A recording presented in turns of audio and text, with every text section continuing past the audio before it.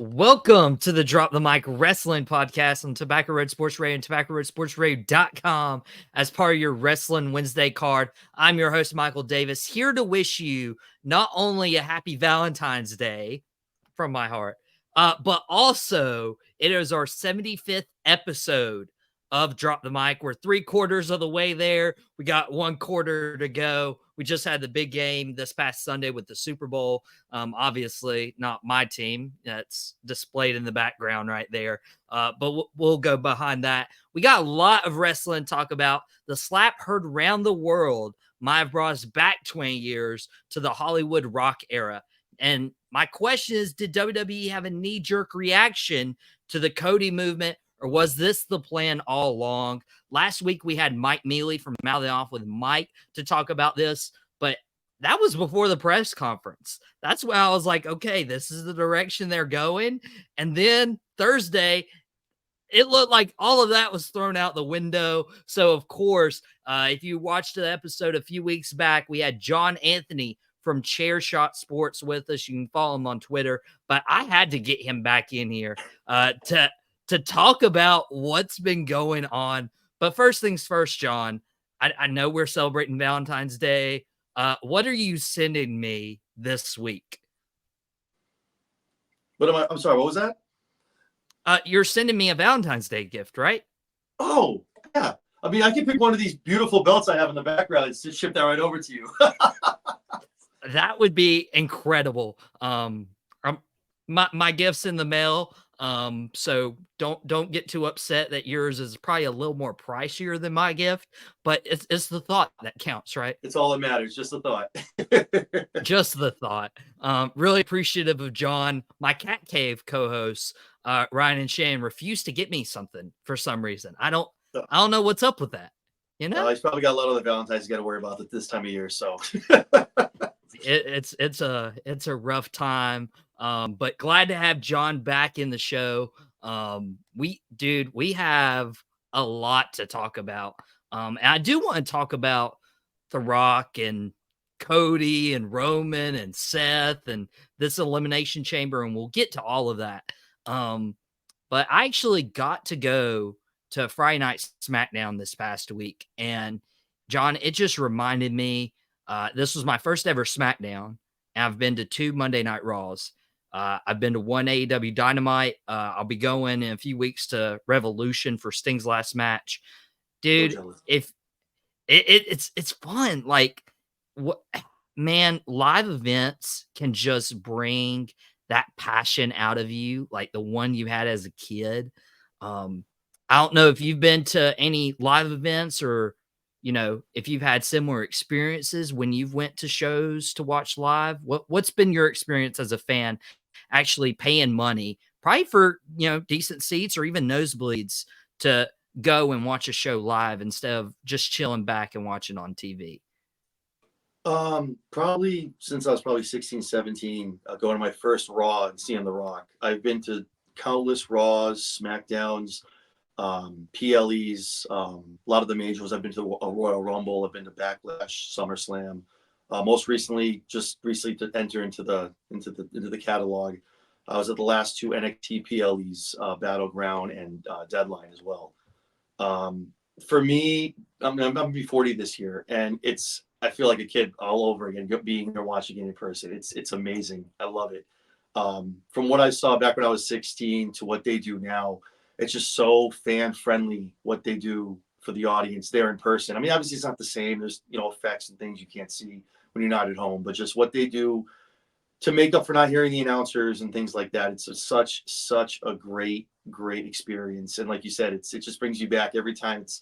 Whether it's a SmackDown, 2 hours, Raw, 3 hours, or a PLE, just those 3 hours, I don't have to worry about anything else but just enjoying that show and being in that moment. And it's just, there's nothing beats it. Nothing beats that experience. And especially like immersing yourself into it. And like you said, you can't hear the announcer. So I'm like, dude, I'm so conflicted because SmackDown on Friday, one of the first matches was Drew McIntyre versus AJ Styles. They had LA Knight come out on commentary. So I'm like, do I go back and listen to LA Knight on commentary? Am I going to get the same feel that I had when Triple H came out and basically told The Rock, know your role and shut your mouth. Like it's this back and forth. Like, I don't think TV can replicate what you can experience as a fan at these arenas. Am I okay in saying that? Absolutely, I agree. You do, like you said, you lose the announcers, and that is a big piece of it. But for what you miss out in that, being in that moment with other fans in the moment, seeing it happen, and again, live in person, not just on TV, I think that makes up for the little piece of missing that. And not for nothing with DVR, you can go back and aside from looking for yourself on TV, you can always listen to the commentary. So have you ever seen yourself on TV looking back? Yeah. So luckily, well, it was a big. So the PLE here for NXT was down in Bridgeport, Connecticut. So obviously we were like, hey, if you're going to be in the area, let us know. We actually met a couple. I forgot the gent's name from Busted Open Radio that does it with both Bully Ray, Dave LaGreca. Dave LaGreca. So we met Dave LaGreca there. I got a chance to meet him, took a selfie, I talked to him for a couple minutes, and you can't see it now, but I do a pretty good LA Knight cosplay.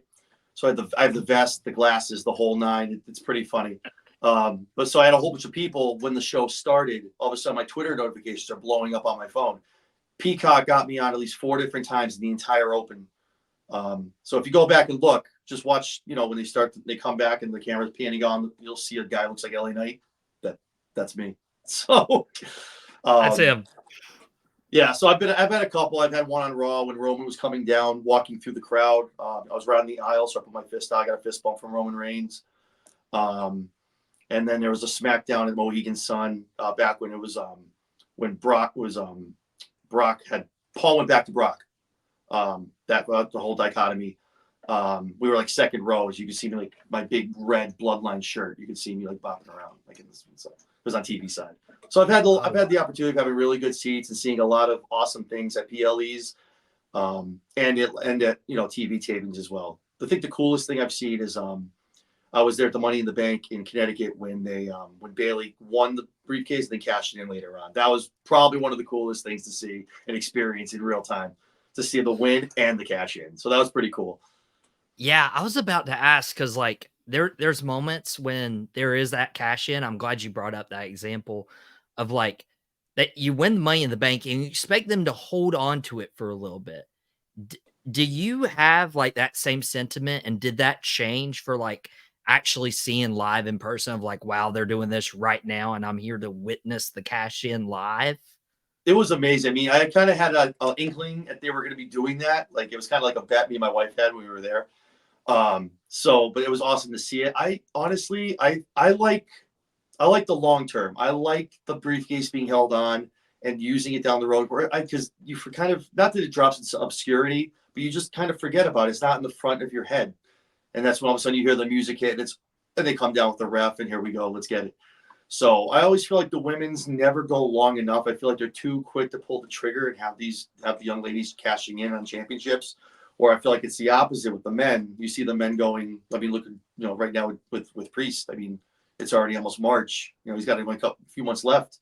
So I think I do like a middle to long term run of the briefcase, and kind of adding to the allure of the when it's going to happen, if it's going to happen. So. And if you remember, Edge kind of set that precedent in 2005 of cashing in. You almost forgot about it until John Cena leaves the Elimination Chamber in New Year's Revolution of 2006, and Vince McMahon, is coming out, and he's like, "Night's not over." Who?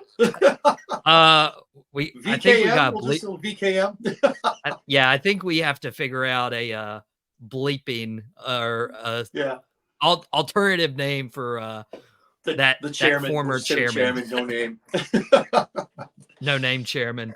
Yep. It's interesting how many people are going to get like blacklisted from that, and you're going to be like telling wrestling history, and you're like, oh yeah, I can't say that name, but we'll have to move on. Tap outs and touchdowns does a really good job. They I still say the name CM Punk on my podcast with Drop the Mic, but I was on Tap Outs and Touchdowns this past week and had to refer to him as Ahmed Beefcake.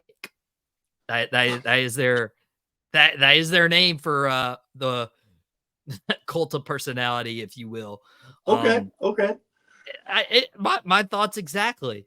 But yeah, if you have never experienced a live wrestling show, Raw, SmackDown, AEW, I'd highly recommend going, even if it's in the nosebleeds. It's such a remarkable atmosphere. And even go support your local indie wrestling shows. Like Hmm. I did a commentary show a couple weeks ago for Squared Circle Champions, and we were in this tiny gym of a school, and it was for a fundraiser, helping with the local homeless shelter. And it was a lot of fun. So if you've never experienced that, highly, highly, highly recommend that you do so. But there is one thing I will not be going to, unfortunately, is WrestleMania. I'll have to watch that on television.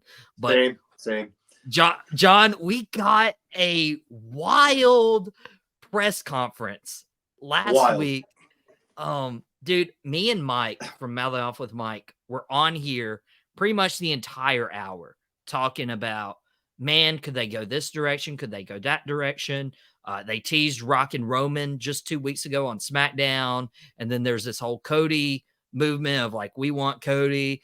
And we're like, well, we're getting Rock versus Roman because that's the match. And Mike stuck to his guns that Cody would get his title match. And then never did I ever think in my wildest dreams of fantasy booking or whatever the matter is that I would see The Rock not only turn heel, but seemingly align himself with Roman Reigns and join his own bloodline, which makes sense. John, there's so much to talk about with this press conference. Was it what you expected? Did it like throw an absolute curveball at you? Like, we got to dissect this. Well, we could just start with the overall. I mean, I walked away. I think this is something that they need to start doing moving forward for the big events like this. This paid off and more. This was amazing to watch. Like you said, a seemingly character turn in one full motion. It was wild to see the entire thing unfold. It was almost like watching one of the TV shows. It was, the production value was great. Have everyone come out. But that whole segment with Seth, with Cody, with Roman, with Brock was amazingly done. I didn't see it coming. I didn't see it. I mean, once things started happening, obviously, I'm like, oh, okay, wait, oh, okay, here we go, and then you can see kind of where the pieces are falling and how everything's going to line up. But there's a lot to unpack. So aside from that, I mean, pick somewhere you want to start, and we'll just start blowing through it. Yeah, and I'm sure at some point we're going to circle back to Bianca Belair showing up rather than Bailey. We're going to circle back to Becky versus Rhea later in the show, but I'm going to start right at Seth Rollins because Seth Rollins was the guy. He's the guy who just like hides in the crowd and he's like, okay, when can I stir the pot? That was Seth Rollins. He comes out, he's like, what's our main event? Like, come on, let's get to the point. My question with this is, do you think, because Seth Rollins is kind of like out of the picture now with Rock, Roman, and Cody. Seth Rollins is on Raw, so he's doing his own thing. Do you think Seth Rollins was an integral part? Could they have done that little segment without Rollins, or did the World Heavyweight Champion need to be a part of that? I think you needed to have Seth. And we can get into this whole, as we talk about this, why all of this happened in the first place. Was it a pivot? Was it a turn? Was it meant all to be happening the whole time? But at this point in time of what they have and what they were deciding to do and going down this path, you needed Seth. Seth was almost like the guy who was the person at home talking. So when Roman's like, hey, you know what? Cody missed his shot. I'm going to pick who I want. And Seth is like, you can't do that. That's not how this works. You're everyone at home saying that to the TV. It's just like he's always like that voice that you're the guy at home is yelling at their TV. That's him. But him being part of this whole scrum with all four of them, I think it needed to happen, and he's an integral part of what's going to be happening at WrestleMania for night 1 and night 2. And that's a good point, and especially with like Seth Rollins, I could see why he wanted Cody Rhodes to challenge him, because 2 years ago, Cody Rhodes returns to WWE at Seth Rollins' expense, and 3 straight pay-per-view or premium live event losses, including where one Cody had torn pec and everything. The one winged angel. Yep. I mean, like Cody, like top Seth Rollins. And if Seth Rollins wants to be the guy, I mean, that's the guy he hasn't beat yet is Cody Rhodes. I don't know if we'll ever get that match or when we'll get that match, because both are pretty over as baby faces right now. Are you bummed in the slightest that you're not getting this rematch right now? I don't need it right now. I think Cody's here for the long haul. Seth isn't going anywhere. I think he needs to go away, kind of lick his wounds and heal up a little bit for some injuries he's had. Being the defending champion and the fighting champion he's been for the long time. He's just carrying the Raw brand for a long time, with Roman being not showing up, being on the other brand. But I think eventually down the road, maybe, a SummerSlam, a summer buildup of it, or, maybe even another WrestleMania. I think eventually we will get Cody and Seth, and I think Seth is finally be able to put that ace in the hole and be able to get his one win over Cody. It might happen. And so after Seth Rollins is like, what are we doing for this main event? Roman Reigns comes out, and he's the tribal chief. He's the head of the table. He can do whatever he wants, or at least he thinks so. Roman's like, I want The Rock. And John, when I heard that, I was like, let's go. But this was also Roman, I think, in 2 different ways. And correct me if I'm wrong. One of these ways is if he calls himself the head of the table, if he calls himself the tribal chief. I've been saying this for years, ever since he started calling himself that in 2020, that The Rock is the final boss. Like Roman Reigns, there's only one guy he can beat that actually elevates his legacy to another level. Yeah, he can hold the title over Hulk Hogan's record or try to even touch Bruno Sammartino. But the one guy that elevates his legacy even further is The Rock. So it makes sense he'd want that. But it also makes sense he'd kind of want to avoid Cody Rhodes, because he needed all that help last year at WrestleMania in Hollywood to get past Cody Rhodes. Maybe there's a little fear factor. I mean, there's so much storyline into this. Am I like reading too much into it, or is this like fair and on base? No, I think both of those points are very valid, and kind of what I was talking about. Like once you see for them come out and you see how The Rock comes out, he turns around and he goes, "Hey, check this out. Check out this bloodline I got back here," and showing everything starting from Peter Maivia and Roman's grandfather and the blood bond, and moving it all the way down, showing everybody. And then when The Rock says a main event, born out of blood. At that point, you kind of see it's not a matter of it wanting to be for the belt anymore. It's more of these two feeling that the best main event ever, and the best thing that's made for WrestleMania, is the bloodline taking over the main event. That's what it is. It's not a matter of Cody finishing a story. It's these two guys, with Rock saying there really is only one royal family, and pointing at the bloodline pick. And that's you realize that these two they're going. It's almost going to business for themselves, where we'll tell you what the best main event is, and it's this. You're looking at it, the bloodline. And The Rock said it. Whether you like it, whether you don't like it, whether you love it, whether you hate it, you're gonna respect it. And The Rock's demanding that respect, and that's what they wanted out of that main event with the two of them fighting. Now, I do want to mention we're on our Tobacco Road Sports Radio's YouTube feed. If you're watching the video channel, John did have the Brahma Bull title sitting in front of him this week, or his first appearance. He's replaced that with the Intercontinental title. But I do appreciate the Rock. Are those called fat heads behind you, or is they this just one right here? Stand up? Yeah. No, this is actually general manager at a restaurant. So my Terravana rep, I happened to ask if I was like, hey, do you guys happen to have any Rock standees? And next time he came in, he brought me Mr. Johnson carrying a big case of Terramana tequila. So this is actually just a standee that they usually put in the restaurants or like the liquor stores. It's good quality, but that's what that is. So, yep. Well, I'm glad that The Rock is in the room with you and he can't interrupt you with it doesn't matter what you think. Cause I do want to know what you think.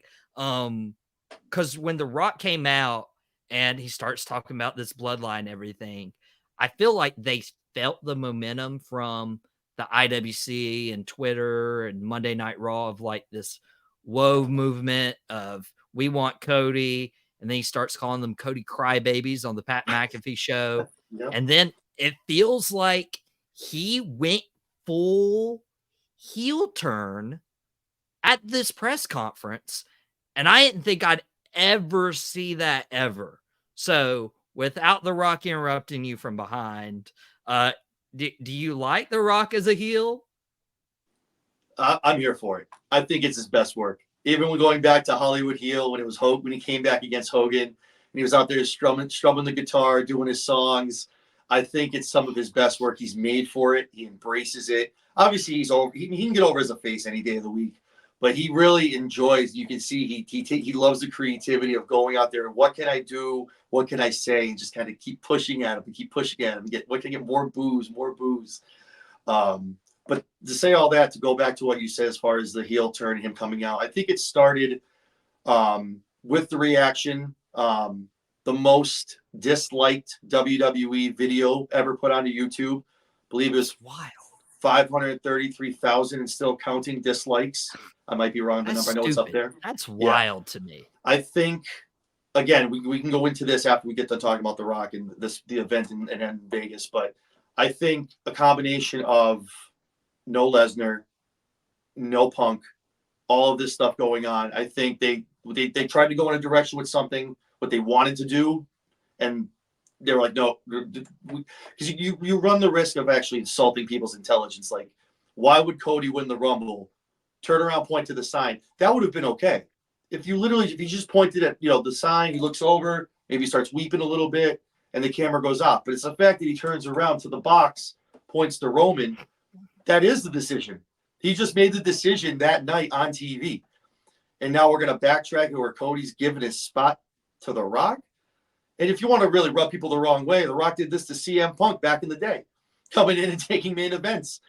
So it's like, I think it was a really well done where The Rock, I think The Rock recognized it, saw what was going on, and said, listen, let me go to work. Let me cook. And it started on the Pat McAfee show, like you mentioned, full-fledged heel promo. Cody crybabies, taking chicken nuggets, putting them places, whatever you got to do. But full heel promo. Bring that into Vegas. So well done, awesome. So I just think to see it in the slap. The slap was just I did not see it coming. I mean, I know if it was gonna be a push to show, but the fact that he slapped him, I was just, wow, amazingly done. It was a great, like I said, it was very well done. And they were going, okay, Rock, when we walk out of here, it's now going to be you two are going to be aligned. And now Cody's almost going to be getting, like you said, getting him more over, getting him almost like the martyr. It's kind of like Daniel Bryan back for WrestleMania 30, almost maybe, but definitely getting a lot more favor in the face side of things. And dude, like that slap heard around the world was wild. I mean, he took it like they show the still frame. There was no selling there. Cody took a slap right to the face. That was, and it's like, you got a problem with me, slap. And it was like, okay, things have went down. And again, too, to go to what we talked about, Seth Rollins, the Rollins reaction was amazing. And I'll talk more about that when we talk about Mania and the card and where I think things are going to be going. But Seth lost his mind. It was almost like you would think like they were bloodline brothers or something. Seth just went nuts. That was wild. And not to talk about with the Rock and Roman said to Triple H when they're walking by, when they're walking out of the arena, full heel, full total corporate heel. And then on top of that, like, and Cody did good. Like, of course, you mentioned how Lesnar and Punk are not a part of this year's WrestleMania, and they felt like they had to swerve a week after already declaring a Royal Rumble winner and Cody pointing to the sign. Fans didn't take well to that. Dude, that this is like a whole domino effect, but it still feels like they've like written this all out. Like it feels actually entertaining, and we've suffered for so long with like bad years of storytelling. And there's been WrestleManias where we didn't know what was happening like 3 weeks out, other Yep. than a match or two. Like now we actually have Triple H at the helm and just really intricate storytelling and details. That's going to make this fun. And I don't think The Rock's heel turn was a part of that, but I'm hoping that we get Rock versus Roman somewhere down the line. We'll probably have to have a whole nother hour just to brainstorm trying to figure out how do we get Rock versus Roman. But it's, do we at least get it? Do you think that's a possibility still? So I have a theory. I don't want to get into the whole like the matches I think are going to happen and maybe like jump the shark and get into that ahead of time. Okay, But I think, okay. but I think it's going to happen and it's going to make sense and you're going to be like, oh, and whether like you said, this has been planned, they had it written out the way this is the way it's supposed to happen. The way it's going to happen is going to be awesome and make total sense and be very entertaining. Okay. Now, you guys heard it. You guys stay tuned for John. We're going to try to figure out what goes in night one, what goes in night two for WrestleMania. Some matches have been announced, some matches have not. Maybe we still do get Rock versus Roman because it is WrestleMania 40, and we need this match. Like this is the match you can't avoid it while you have the opportunity. But if you want to listen to that whole rant, you can listen tap outs and touchdowns when I guest starred on there. But I want to shift gears because before WrestleMania happens, we have the Elimination Chamber. John, one of the issues I have with this is the time zone difference. And I'm happy that WWE is going to different countries, different locations. They're providing really good content. Like Clash at the Castle in the UK was really good. Backlash in Puerto Rico was really good. And it wasn't because of the card, it was because of the atmosphere. And so I'm hoping they capitalize on that with Australia. But dude, looking at the start time, 5 a.m. Eastern is not my forte. 2 a.m. Pacific time. I'm so glad I'm not in LA. But dude, like this is nuts for a premium live event to air live at 5 a.m. Eastern. Are you even planning on watching live? Because Peacock doesn't even allow you to like start from the beginning as the pay-per-view or premium live event is going on. I tried to arrange things with work. I'm probably going to be getting home at like midnight. I'm probably to stay up. I have to be back to that later that night. So I'm probably going to watch it and go to bed, but I will be watching it. As far as the time and not being fair, I agree. But you got to think there's a lot of other times, a lot of places all over the world that wanted to watch when we have it here in the States, and they're doing the same thing, having to stay up late, get up early, things like that. So, I mean, it's only fair. I mean, it's not going to happen more than 2-3 times. I mean, this is really the first time I think there was one in Saudi, I think it was maybe 8 or 9 a.m. But this is 5 a.m. This is definitely wild. Dude, but yeah, yeah. I mean, like I said, I'm just going to grab a couple Zoas, grab some coffee, power through, get to like 9 or 10 and sleep till I got to go to work. But I'll be watching it live. Absolutely. Dude, I can't wake up enough to like watch live, and 5 a.m. dude, like I'm hoping the pay-per-view's like 3 hours. So like I can wake up at like 9 and the pay-per-view is already like loaded on Peacock and I just scroll in. But nobody, please, this is your fair warning. Listen and drop the mic. Do not spoil the Elimination Chamber. Do not text me. Dude, like I will have my phone on D&D. I'll probably have my phone completely turned off because that is the worst thing that fans do is they'll text me or they'll shoot me a message of like a spoiler result. And I'm like, guys, the most uncool thing you can do. Like, John, that grinds my gears, man. Well, this is. I was just about to say I was gonna with you. This is the one time. Like, obviously, if you follow us at Chairshot Sports, whenever there's a PLE for NXT or for WWE, We'll live tweet around. We'll live tweet along with results, things that are happening. This one, we're actually not going to be doing any of that at 5 a.m. when I'm up. That way, you wake up at 7. Let's say you go to Twitter first, and I don't want to be the one that's spoiling who won the men's or the women's elimination chamber for anybody. So we're not going to be live tweeting results for this one. We'll talk about it probably around like noontime that day for results and stuff. But yeah, that's as a courtesy. Like, I understand that's definitely because I'm the same way. There's not every Monday and Friday night that I'm home, and I literally have to stay off my phone from 8 till mid or 11 till I get home to start watching the replay of Raw. So I get it too. It's not the best way to see things. So but yeah, as a courtesy, we will be doing that. Thank you. Appreciate Absolutely. it. So like I said, we're about a week and a half from the Elimination Chamber. They've announced the chamber matches. We mentioned Seth Rollins is not wrestling Cody Rhodes, so his challenger is getting determined inside Elimination Chamber. They've used both Raw and SmackDown superstars, which honestly, like, back to our live experience conversation, dude, I probably would have been opposed to that if I'm watching on TV from my home of like, oh my gosh, there's a brand split for a reason. This doesn't make sense. Why are you having these Raw guys compete on SmackDown? But for me being in attendance, I was like, oh my gosh, I like got these tickets. And I didn't expect to see Randy Orton and Sami Zayn. I didn't expect to see Drew McIntyre and AJ Styles. Even DIY coming over to wrestle Tyler Bate and Pete Dunne. But this men's elimination chamber could potentially see a SmackDown star win it. We got Randy Orton, Bobby Lashley, and LA Knight, all SmackDown guys qualified. Drew McIntyre's the only Monday Night Raw guy, and we have 2 TBA spots that will be decided this Friday on SmackDown. Who do you think gets these final 2 spots? And even more so, are you shocked of any of the qualifying results so far? Because there's one in particular that shocks me, that we're not getting this guy in this chamber match. So the last 2 spots, I think, to what you said, it being first of all, that's one thing I do like about with Paul being in charge of everything.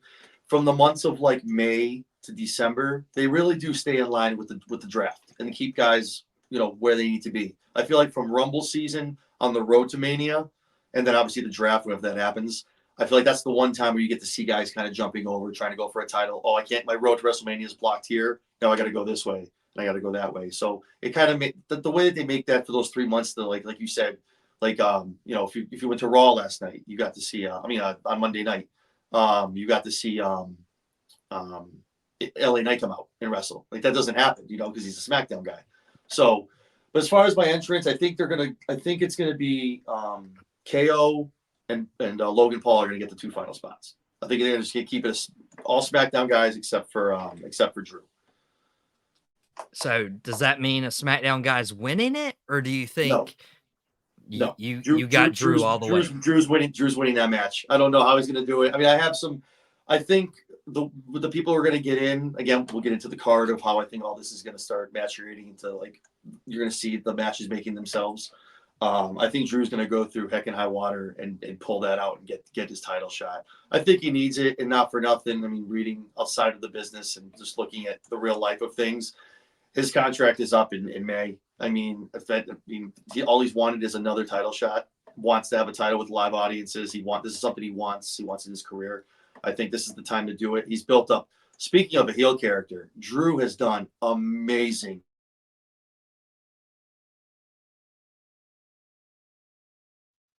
Yeah, he's done incredible stuff. Awesome. Yeah. Yeah, So some of the best work I think Drew's done in a long time. I think, with some of the work he did with CM Punk, beating on his try when he got hurt and we had to announce he had to leave. Doing, being in the gym, doing vignettes of working on his triceps. I think Drew's done a great job, and I think it's going to pay off. I think he went out there, he's like, listen, I'm going to go out there and cook. I'm going to show you what I can do. I'm going to take this character to the top. You're going to have no choice but to put that belt on me.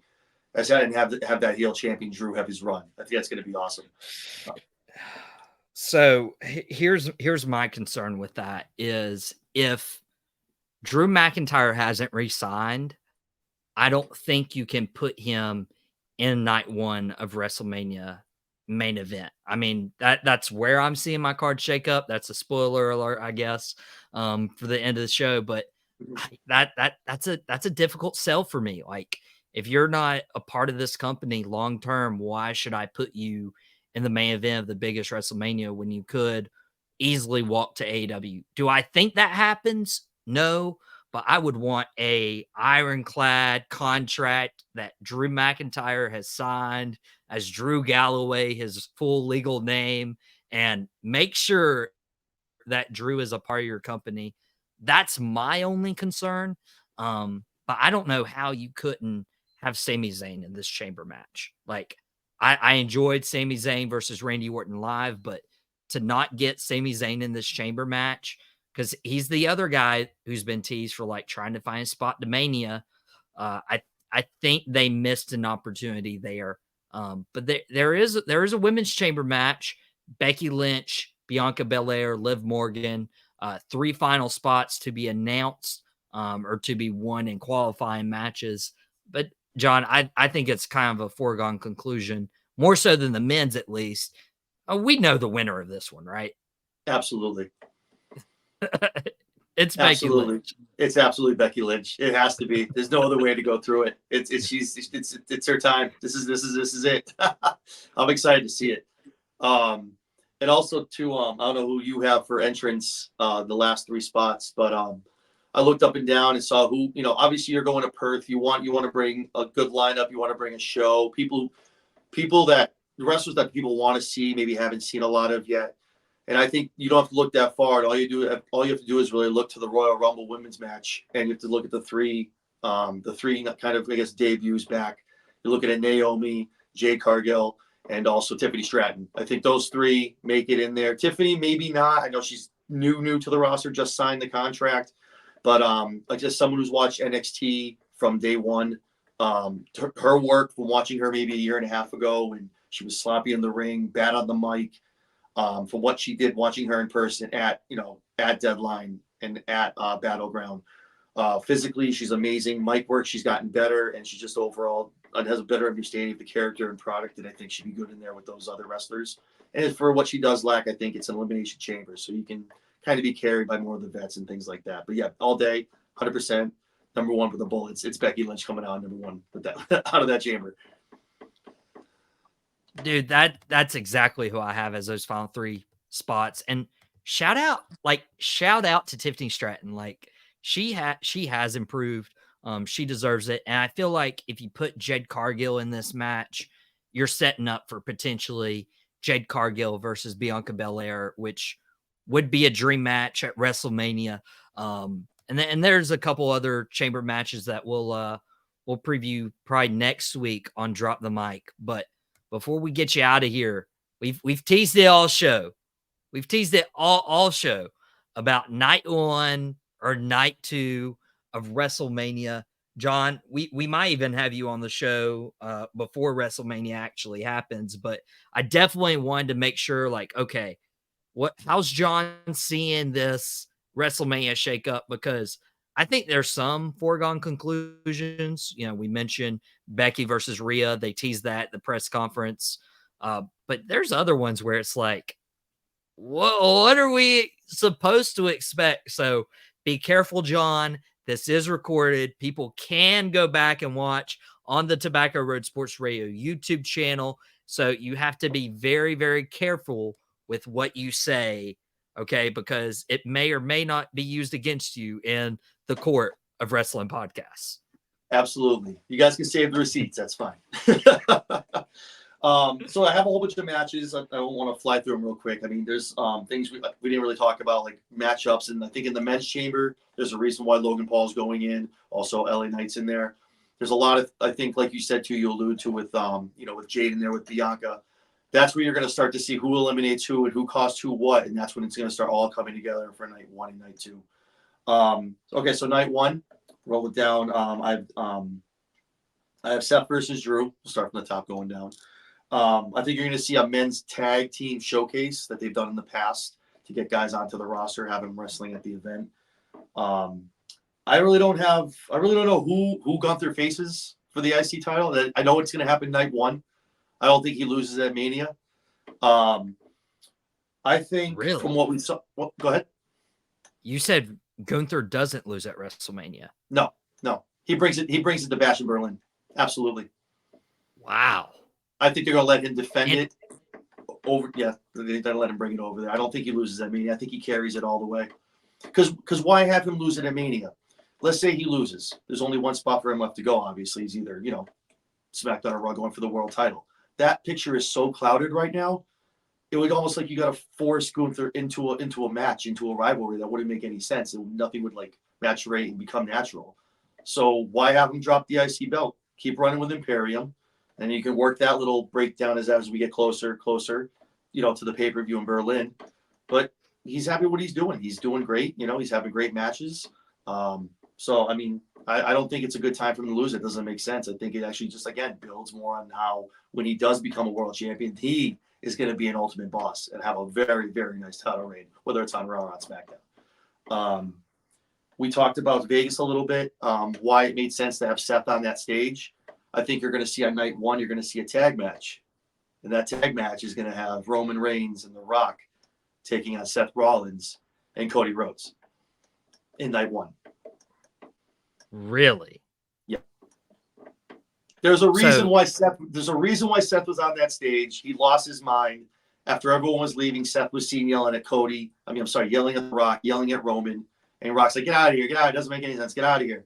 And all this stuff that Roman's been saying about the World Heavyweight Championship and talking about Rollins, just making sure to bury him that much more. You're beneath me. You can't do this and that. I just feel like there's a reason for all of that, and not just kind of bravado and things like that. It's to build those, that they get them that much closer together, that much more of that tension, and those two to have a match. It makes sense. So Seth Rollins versus Drew McIntyre, does that happen night one or night two if the tag match is night one? Night one later after the tag match. Wow. Rollins twice in one night? Yep. You're trying to kill the man. But see, it makes sense. You get to have the job done. You don't have Rock and Roman at Mania, so you get to still have him wrestle on the card. But Seth really doesn't have to take a lot of the stuff going on because Cody's going to be night two in the main event against Roman. So Seth doesn't have to do a whole heck of a lot.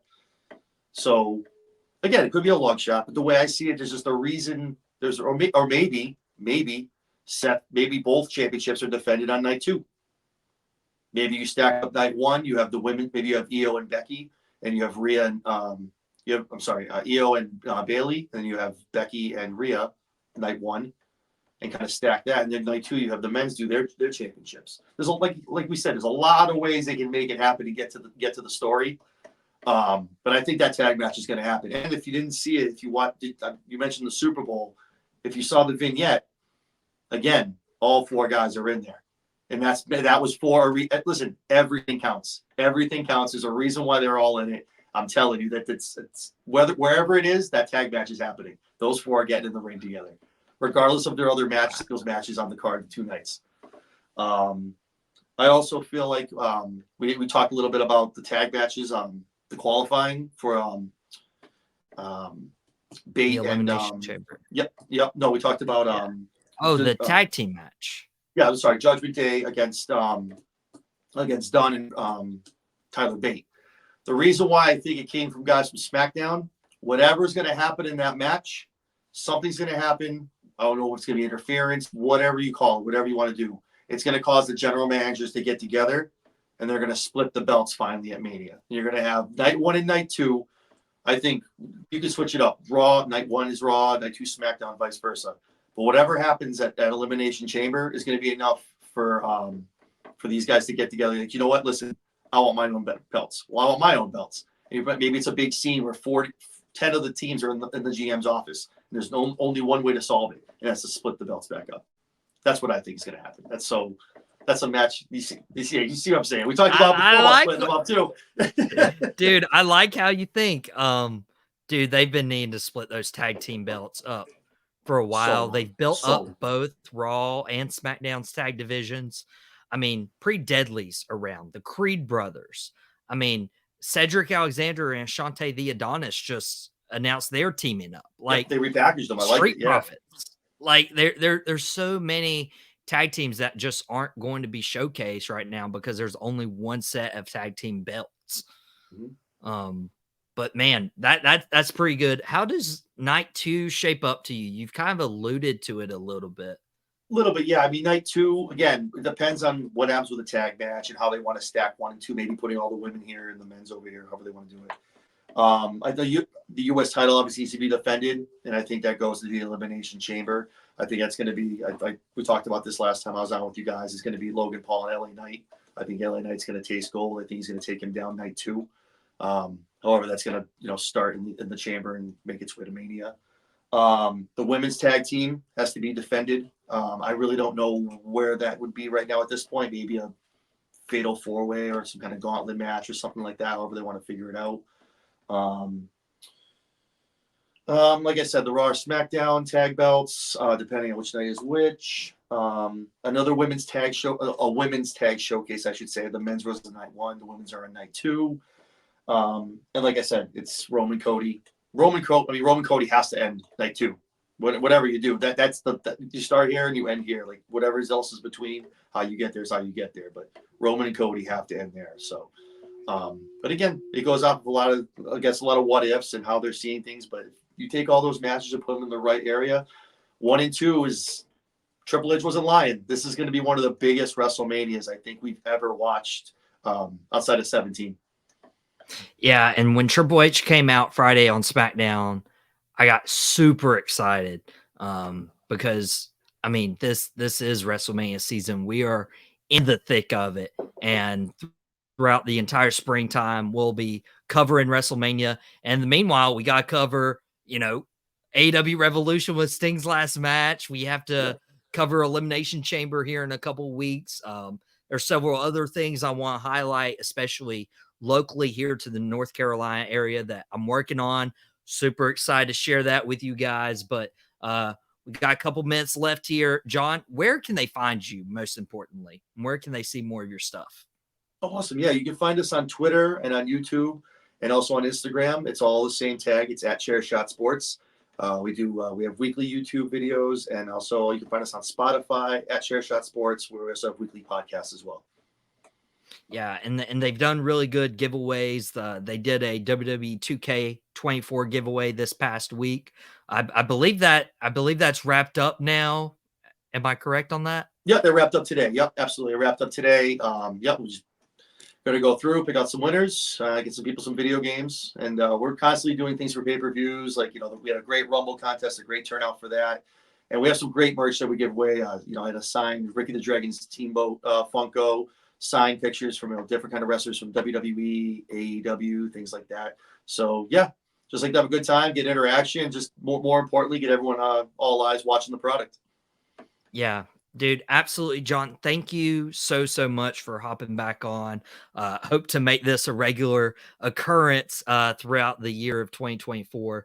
But yeah, we gotta get out of here. Go follow him on all the socials at Chairshot Sports. Also subscribe to the Tobacco Road Sports Raves YouTube channel for more Drop the Mic episodes. You can see his appearance last time where he did call LA Knight versus Logan Paul. He doubled down on the show today, and we have the receipts in case it doesn't work out. But also our social medias are going down on the bottom ticker: Facebook, Instagram, our new TikTok. But most of all, guys, thank you so much for spending your Wednesday with us on Drop the Mic. We have to get out of here, but whatever you do, don't drop the mic, and we will see you all next week.